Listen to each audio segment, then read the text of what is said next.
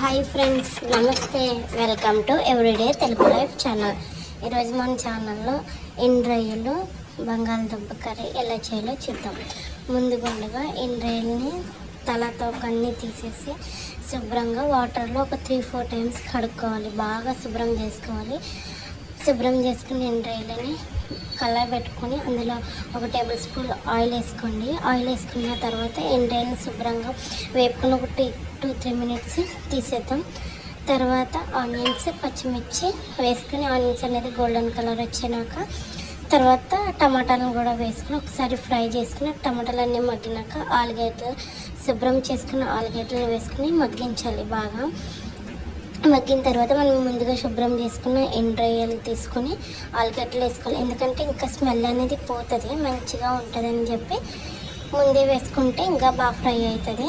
తర్వాత ఆలుగడ్డలు మగ్గిపోయినాక 5 మినిట్స్కి ఉప్పు, కారం, పసుపు వేసి ఒక 5 మినిట్స్ కారం అనేది పట్టించుదాము. బాగా కారం అనేది ఆలుగడ్డలకి అన్నీ పట్టినాక అందులో మనకి తగినంత వాటర్ వేసుకుని కలుపుకొని కర్రీ వాటర్ అంతా ఇంకిపోయే వరకు బాగా మగ్గనివ్వాలి. లాస్ట్లో కొత్తిమీర వేసుకుంటే మన కర్రీ అనేది రెడీ. చేసారా, వాటర్ అనేది మొత్తం ఇంకిపోయింది. అలా ఇంకిపోతే కూర టేస్ట్ అనేది చాలా బాగుంటుంది. ఇక్కడ నుంచి మన ఛానల్లో అన్ని ఎండ్రాయిల్ కర్రీస్ వస్తాయి. Thank you for watching.